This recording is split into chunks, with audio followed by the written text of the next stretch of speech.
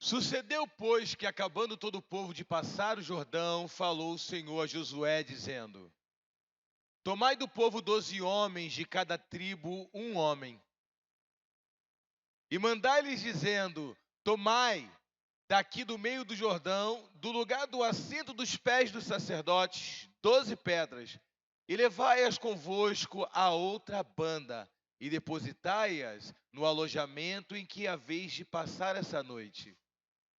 E chamou, pois, Josué os 12 homens que escolhera dos filhos de Israel, de cada tribo um homem, e disse-lhes: Passai diante da arca do Senhor, o vosso Deus, ao meio do Jordão, e levante cada um uma pedra sobre o seu ombro, segundo o número das tribos dos filhos de Israel, para que isso seja por sinal entre vós. E quando vossos filhos no futuro perguntarem, dizendo: Que vos significam essas pedras? Então lhes direis que as águas do Jordão se separaram diante da arca do concerto do Senhor. Passando ela pelo Jordão, separaram-se as águas do Jordão. Assim que essas pedras serão para sempre por memorial aos filhos de Israel. Fizeram, pois, os filhos de Israel como Josué tinha ordenado, e levantaram 12 pedras no meio do Jordão, como o Senhor dissera a Josué, segundo o número das tribos dos filhos de Israel, e levantaram-nas consigo alojamento, e as depositaram ali. Levantou Josué também as 12 pedras no meio do Jordão, no lugar do assento dos pés dos sacerdotes que levavam a arca do concerto, e ali estão até o dia de hoje. Pararam, pois, os sacerdotes que levaram a arca no meio do Jordão, em pé, até que se cumpriu tudo quanto o Senhor a Josué mandara dizer ao povo, conforme tudo quanto Moisés tinha ordenado a Josué.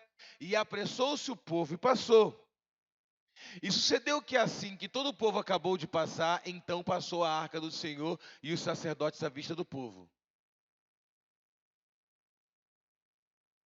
E passaram os filhos de Ruben e os filhos de Gade, a meia tribo de Manassés, armados, na frente dos filhos de Israel, como Moisés lhes tinha dito. Para aí, deixa essa aqui.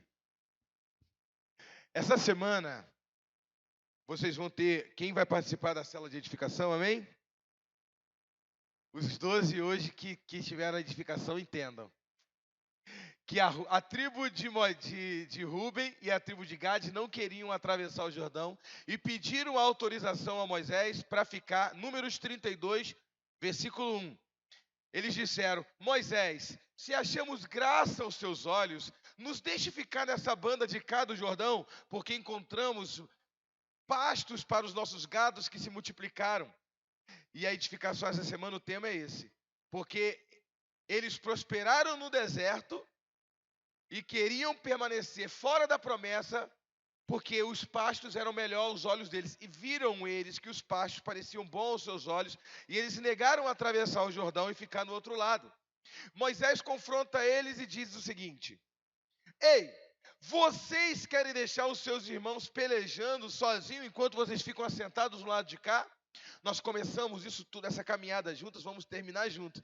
Olha que interessante nessa passagem no livro de Josué. Em Números, Moisés confronta Ruben e Gade, que queria ficar do outro lado. Agora, olha o que acontece aqui. E passaram os filhos de Ruben e os filhos de Gade e a meia tribo de Manassés armados na frente dos filhos de Israel. Moisés faz o seguinte: vocês não só vão ficar no lado de cá, mas agora vocês vão ser ponta de lança na guerra, vão ser os primeiros a enfrentar os inimigos.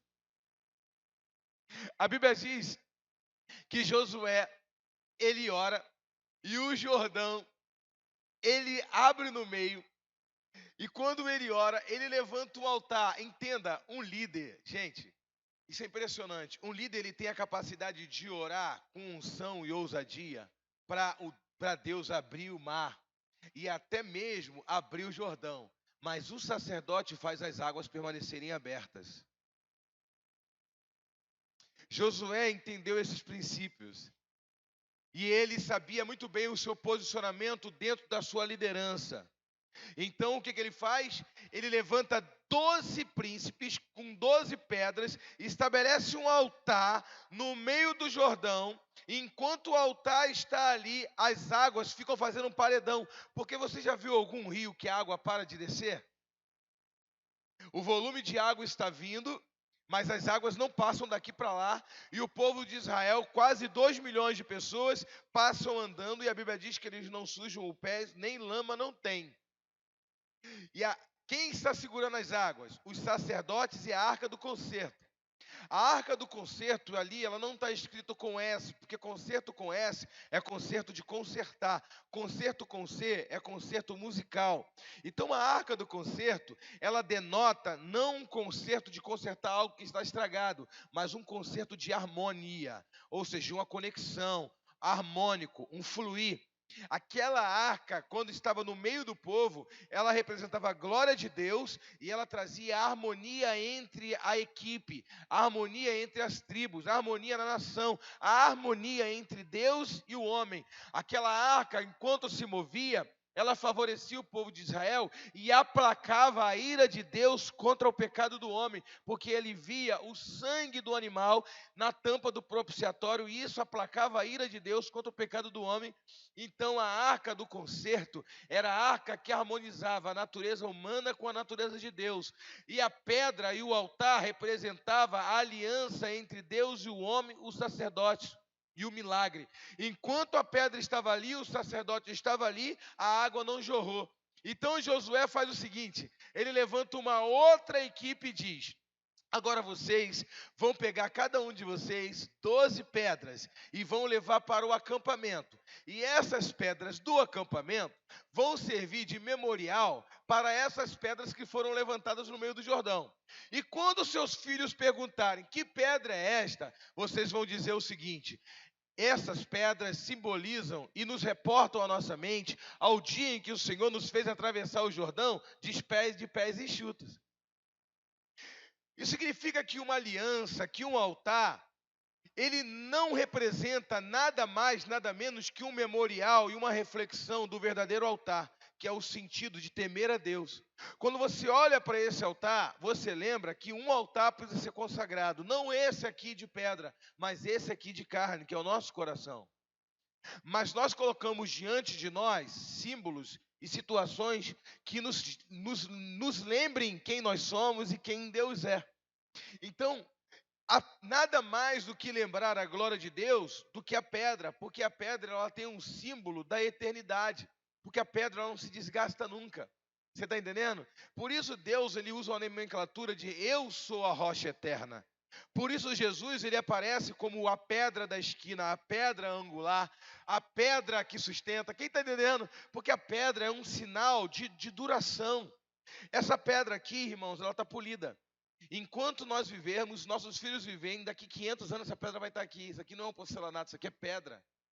Está entendendo? Ela pode ficar fosca com o tempo, alguém vem aqui e dá uma polida nela, daqui 500 anos dá uma polida, ela vai estar como nova. É ou não é, tio Marcelo? Tio Marcelo que estava aqui trabalhando no altar, ele e Guilherme. Uma salva de palmas pela vida deles. Deus abençoe a vida de vocês. E todos que contribuíram trabalhando aqui, contribuíram também ofertando, mas principalmente aqueles que trabalharam braçalmente e se dispuseram um tempo para estar aqui, para ajudar no altar. Que Deus abençoe. Deus não fica devendo nada para ninguém. Amém? Então as pedras, elas servem para o memorial. E aí, o que eu quero falar hoje? Eu quero falar de um altar, mas um altar que é um memorial. Quando nós construímos atitudes que servem como memorial eterno diante de Deus.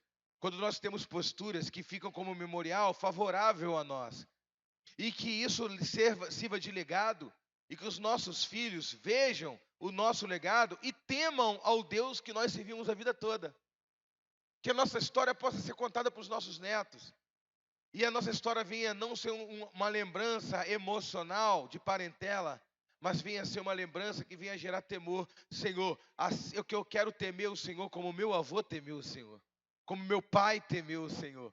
E que as suas atitudes sejam um memorial para a sua descendência. Quem entende isso? Porque, irmãos, uma pedra ela pode até se perder, mas um legado ele não se perde. Então ele diz o seguinte: olha, quando teus filhos, olha o que ele diz, quando teus filhos perguntarem que pedras são essas, peguem pedras grandes. Lembre eles, essa pedra é o dia que o Jordão abriu diante de nós. Isso lembra no dia que Jacó, ele sai da casa da mãe dele, ele cometeu erros. Um dia eu preguei sobre Jacó aqui, eu falei sobre isso. Jacó cometeu muitos erros. Porém, os erros que Jacó, todos os erros que você vê Jacó cometendo, são erros de um homem sedento pela unção. Tu não vê ele errando ou trabalhando de maneira fraudulenta para ter um ganho, um lucro ou um hedonismo ou alguma coisa assim. Tu vê que todos os erros dele estão relacionados à unção. Ele aproveita que o irmão dele está com fome e vende e compra a unção de progenitor ou de primogênito de Esaú, com pratos de lentilha. Esaú tem vindo do campo com fome e Jacó está com a sopinha, uma lentilha vermelhinha, uma sopinha vermelhinha. E ele diz: me dá um pouquinho dessa sopa aí. Me dá tua progenitura. Me dá tua primogenitura. Se você me der, eu te dou. Cara, então por que me serve a minha primogenitura se eu morrer de fome? Me dá esse negócio vermelho aqui. E ele come. E aí o nome dele se torna Esaú Edom, porque ele disse: me dá um pouco dessa coisa vermelha aí. E Edom é vermelho em hebraico. E Esaú, porque ele era peludo. E a Bíblia diz que Isaac coloca o nome dele de Esaú, porque ele nasceu peludo. E Jacó, porque nasceu agarrado no calcanhar do irmão. Então Jacó, ele queria só unção. Mas ninguém orientou ele como deveria buscar unção. Da maneira certa. Moisés não nasceu ainda, não tinha nascido. Então ele é um cara que está sedento por Deus, mas não sabe como buscar. E muito mal orientado. Ele está vendo o irmão dele, que até hoje é símbolo de carnalidade, porque a palavra hedonismo, o prazer do homem, é uma linguagem teológica. O hedonista, aquele que vive por prazer do homem, é derivado de Esaú Edom, porque ele era um homem dado ao prazer da carne. Dos edomeus também, que vem de Herodes era um edumeu. Então o que eu quero dizer com isso? Ele era um homem sedento por unção, enquanto o irmão dele era primogênito e era carnal. E o cara nasceu talvez 30 segundos na frente dele. A pior coisa que pode acontecer para um homem que é sedento por Deus, ver um cara que despreza a Deus ser mais privilegiado do que ele. E o cara que está sedento parece que não recebe nada. Ele ora 2 horas e não recebe nada. E o outro carnalzão lá ora 2 minutos, ele recebe. Porque ele nasceu primeiro. Ele, inconformado. Não é possível. Eu era para ter nascido primeiro. Ele foi mal orientado. Mas a promessa era que ele seria maior que o irmão dele. Essa foi a promessa que Deus deu para a mãe dele. Então o que ele tinha que fazer? Servir ao Senhor, seguir o exemplo do pai dele e manter o foco e não passar os burros à frente da carroça. Ou a carroça na frente dos burros. Mas não, Rebeca orienta mal ele e ele foge. Quando ele foge, pela segunda vez ele quer a bênção do pai dele, ele engana o pai dele, enganou o irmão, enganou o pai, porque ele queria a bênção. De novo, atrás da bênção. De novo, atrás da unção. Ele vai, ele não tem nada, irmão. E de repente ele para no meio do caminho, talvez muito cansado, ele anda, está cansado, com medo do irmão dele perseguir ele, porque ficou sabendo que ele saiu. Esaú, a Bíblia deixa bem claro que Esaú só estava esperando Isaac morrer para poder matar ele. Então ele vai andando, e ele para num lugar para dormir, ele encosta a cabeça numa pedra, não era um travesseiro, não era pena de avestruz, não era nada, e ele encosta a cabeça naquela pedra e ele dorme. A Bíblia diz que ele tem um sonho de madrugada onde um anjo sobe e desce numa escada que liga o céu e a terra.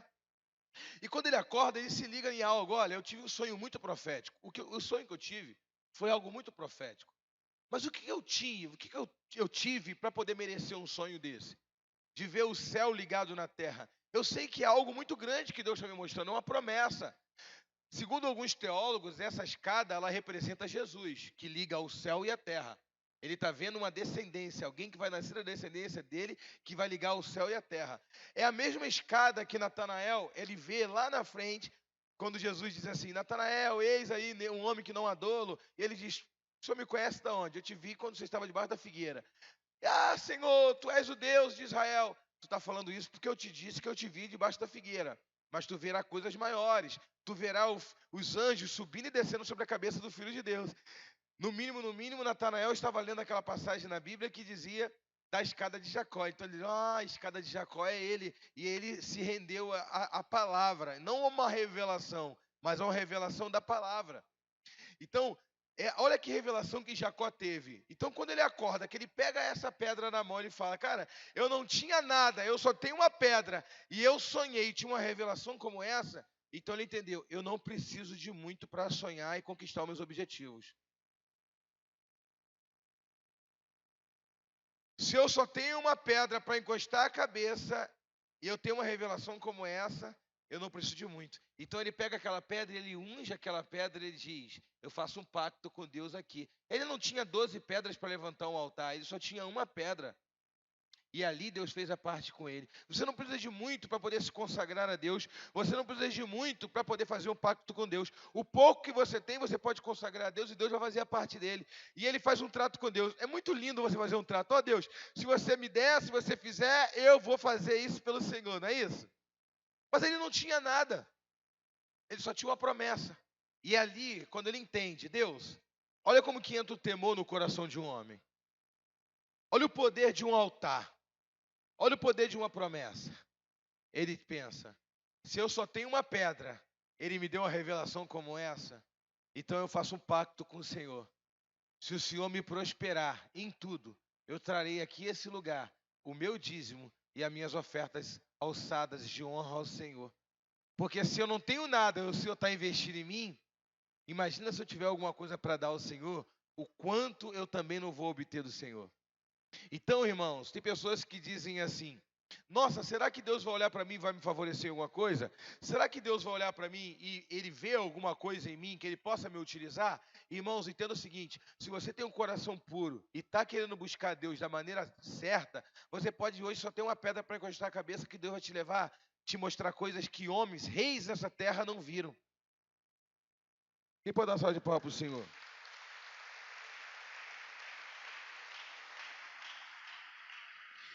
Escuta, Deus, ele não olha como um homem olha. Sabe o que eu fico impressionado? Eu trouxe uma palavra dessa aqui há uns 4 anos atrás, lá no outro galpão, falando sobre Josué capítulo 4, porque 12 sacerdotes ficaram no meio do Jordão para o povo passar, enquanto 12 levaram pedras para o acampamento para servir como memorial. E aí eu preguei sobre o que? Quem lembra? Os 12 que vão permanecer na igreja para segurar a água para Deus, para aqueles que vão ser enviados. Eu sei que eu tenho um grupo de pastores e de líderes aqui que vão segurar as pontas comigo aqui até Jesus voltar, que nunca vão querer ser enviados e vão ser pessoas que vão estruturar a igreja para poder segurar as águas para o Rio Jordão, para o povo passar. Enquanto nós vamos ter 12 que vão levantar altares fora do arraial, que são aqueles que vão ser enviados para liderar igrejas. Mas nenhum nem outro é maior do que o outro. Um vai e o outro segura a água para poder o outro passar. E outros passam com armas nas mãos para defender aqueles que estão sendo enviados e que estão ficando. Sempre todos precisamos de todos.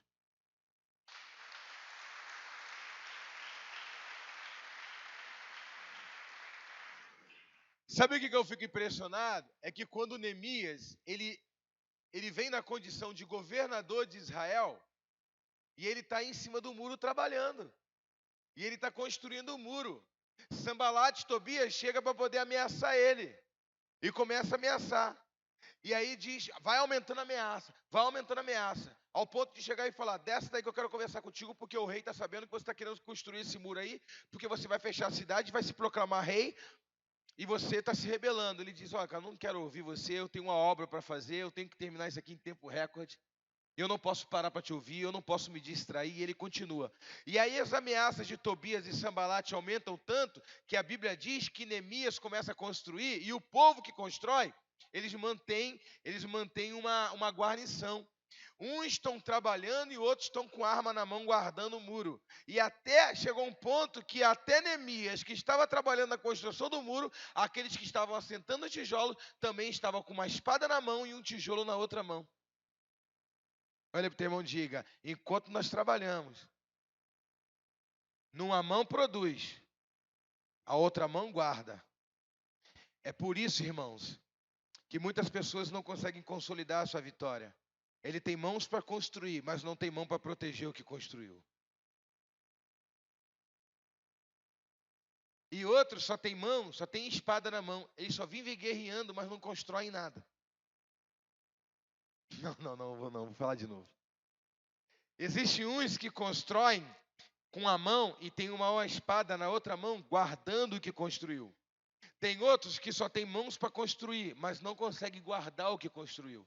E tem outros que só têm espada, vivem lutando, mas nunca constroem nada.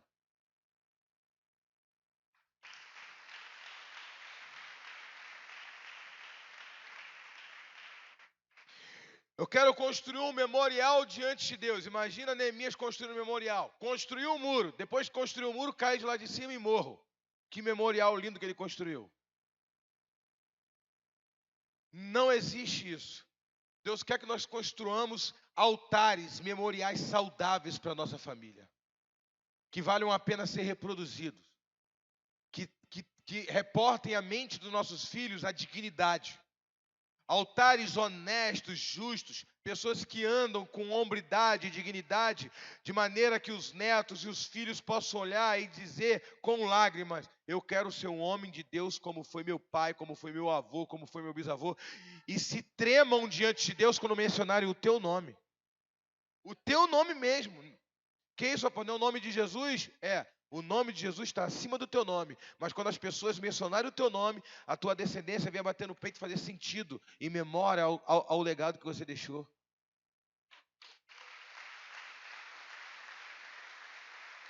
Porque isso honra o nome de Deus e honra o nome da sua família e da sociedade. Por isso, quando o homem constrói um altar digno ao Senhor, ele guarda esse altar e não corrompe esse altar.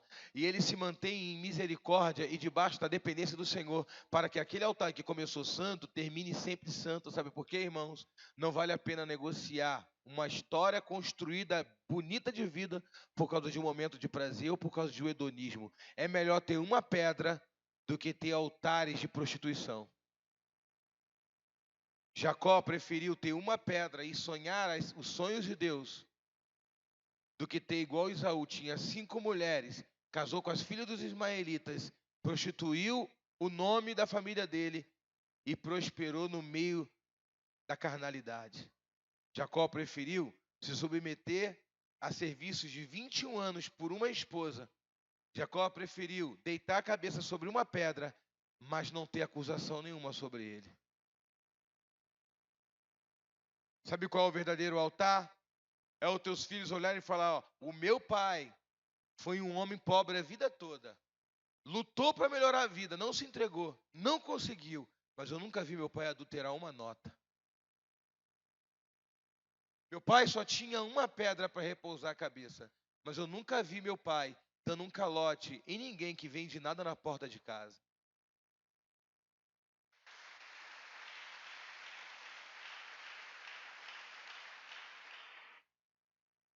Quais os altares que nós estamos construindo diante de nossos filhos e quais os altares que os nossos filhos têm visto que nós estamos construindo?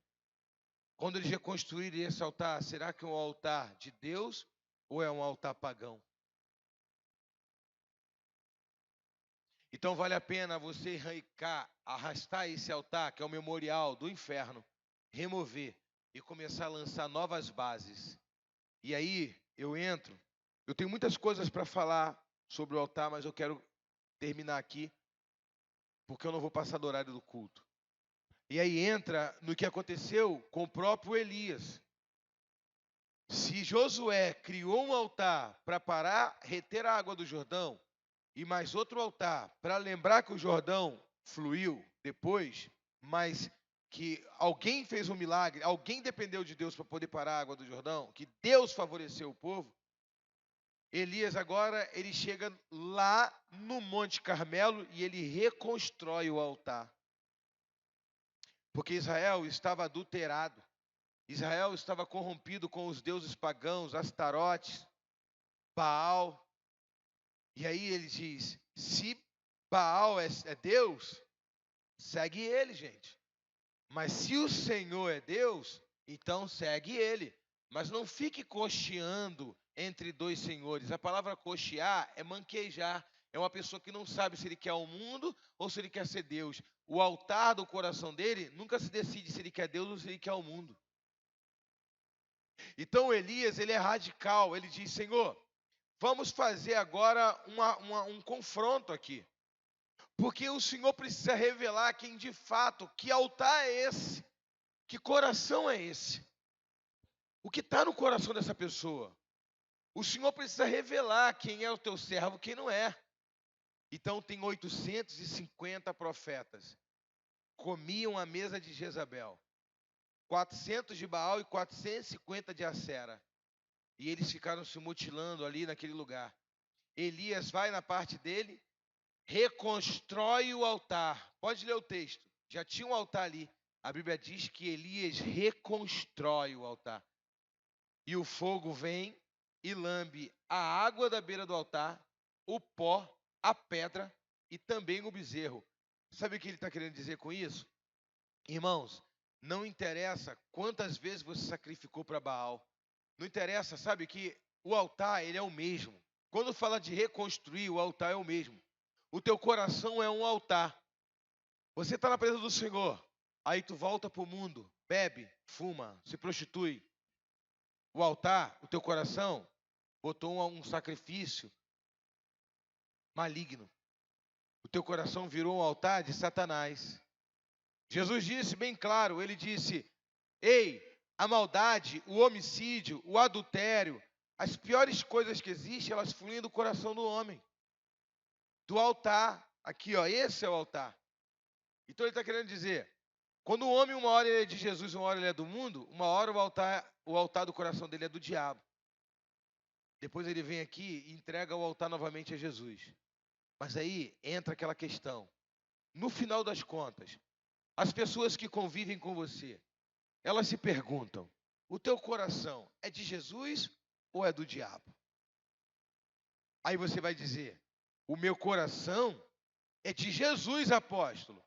Eu acredito no que você fala, mas eu só vou crer mesmo se você me mostrar com a sua postura que a partir de hoje você é um homem que não vai se diluir por opinião de ninguém, por ambiente. Porque tem gente, irmão, que é igual chuchu. Chuchu não tem gosto de nada. Tu faz chuchu com carne. Qual é o gosto do chuchu? Carne. Faz chuchu com frango. Qual é o gosto do chuchu? Frango. Chuchu tem gosto daquilo que ele encosta. Onde encosta, ele pega gosto. Tem gente que é assim. Ele está no meio da igreja, ele é crente. Ele está no meio da macumba, ele é macumbeiro. Ele está no pagode, ele é pagodeiro. Ele está no meio do roqueiro, ele é roqueiro. Aonde ele encosta, ele pega gosto. Mas Deus quer um povo que tem um coração de um altar que não se corrompe.